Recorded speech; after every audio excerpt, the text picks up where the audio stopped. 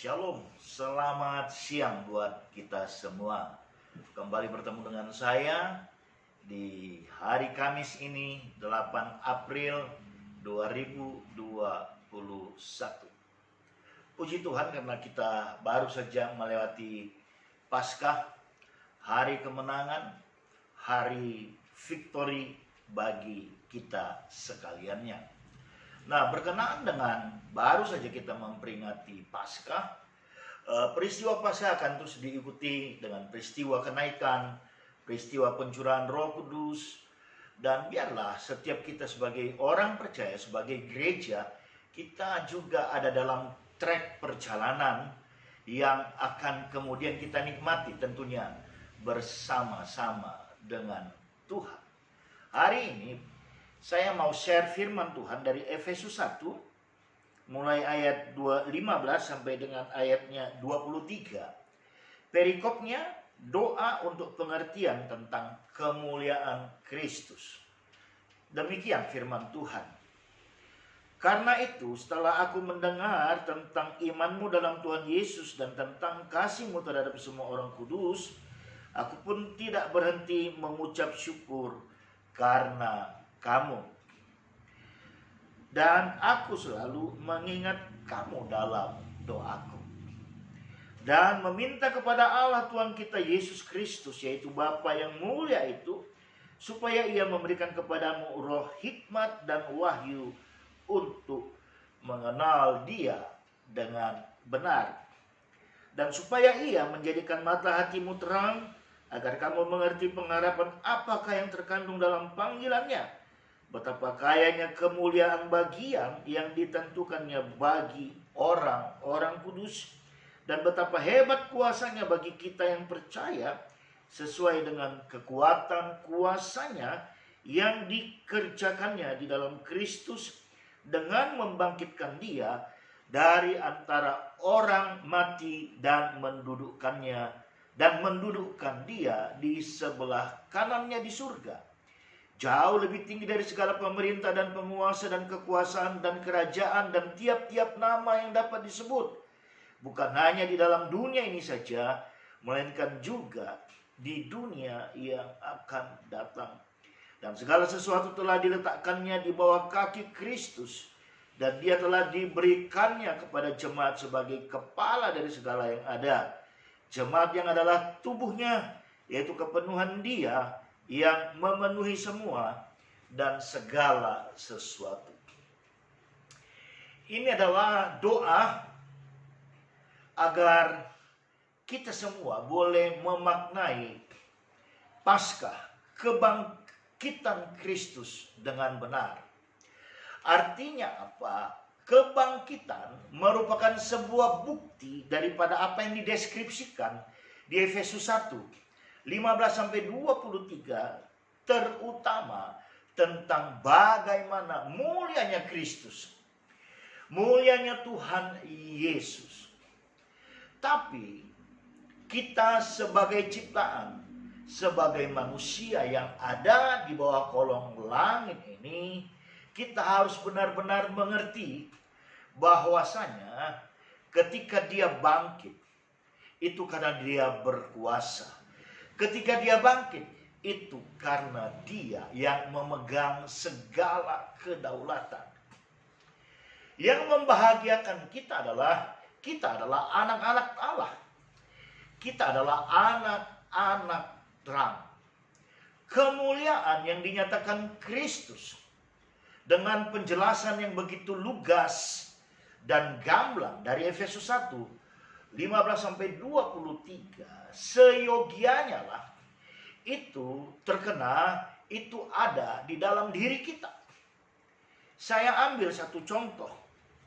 Misalnya Efesus 1 ayat 18, dan supaya Ia menjadikan mata hatimu terang, agar kamu mengerti pengharapan apakah yang terkandung di dalam panggilannya. Ketika kebangkitan terjadi, bukan hanya perempuan-perempuan yang terkejut karena kubur kosong, bukan hanya malaikat yang harus turun menjelaskan bahwasanya Yesus sudah tidak lagi di dalam kubur, tapi semua, termasuk saya dan saudara sekalian. Dikatakan agar mata hati kita terang, agar kita mengerti pengharapan apa yang terkandung dalam panggilannya. Pengharapan yang ada di dalam panggilannya adalah ketika dia sudah naik ke surga, karena Efesus menjelaskan Allah mendudukkan dia di sebelah kanannya, maka kita adalah representatifnya Kristus di atas muka bumi ini. Catat sekali lagi, ketika Kristus bangkit, dia naik ke surga, Allah mendudukkan dia di sebelah kanannya, maka kita yang ada di muka bumi ini merupakan representatifnya Kristus untuk menyatakan kuasa, untuk menyatakan kemuliaan Allah yang ada dalam penjelasan Efesus ini. Dikatakan kemudian, betapa kaya kemuliaan bagian yang ditentukannya bagi orang-orang kudus. Bagi orang-orang kudus artinya ada harga yang harus kita bayar, baru kita mendapatkannya. Tidak hanya sembarangan. Bagian yang ditentukannya dikatakan bagi orang-orang kudus. Pastikan sahabat, kita semua adalah bagian orang-orang kudus. Sehingga kita bisa memanifestasikan, kita bisa mengekspresikan kuasa dan kemuliaan daripada Kristus. Ayat 19 lebih dahsyat. Ayat 19, mari kita simak. Dan betapa hebat kuasanya bagi kita yang percaya, sesuai dengan kekuatan kuasanya yang dikerjakannya di dalam Kristus dengan membangkitkan dia dari orang mati dan mendudukkan dia di sebelah kanannya di surga. Betapa hebat kuasanya. Jadi kuasanya Yesus hari ini diturunkan kepada kita sebagai representatifnya Kristus jika engkau percaya. Hari ini kuasanya Kristus yang ada di surga diturunkan bagi kita yang ada dan masih ada di muka bumi sebagai representatifnya Kristus. Betapa hebat kuasanya. Lalu dalam bentuk pengejawantahan apa yang bisa kita nyatakan? Salah satu yang menarik bagi saya adalah mari kita kerjakan penginjilan. Ya, hari-hari ini dan ke depan stressing point saya adalah tentang penginjilan, dan itu akan saya kaitkan dengan penginjilan. Jadi kuasa itu ketika engkau pergi sesuai dengan perintah daripada amanat agung, pergilah, maka kuasa akan mengiringimu. Setidaknya kemanapun kau pergi, dimanapun kau berada dan berbicara, kuasa hikmat surgawi melingkupi mulut, lidah, bibirmu, sehingga ketika engkau berbicara, orang diyakinkan, dan tidak hanya diyakinkan, akan ada banyak orang yang bertobat dan menerima Tuhan Yesus Kristus. Itu dia. Nah, mari dengan apa yang sudah saya sampaikan, saya mengatakan tema kita yang pas untuk konteks hari ini adalah sadar akan kuasa dalam diri kita.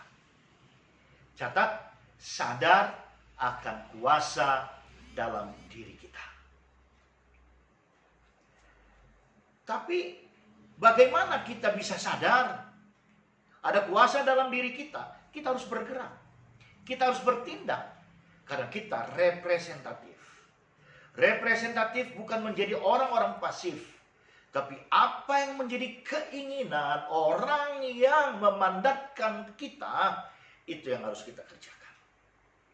Dan saya percaya semua kita sepakat. Dan saya percaya semua kita akan menjadi antusias. Roh menyala-nyala untuk mengerjakannya.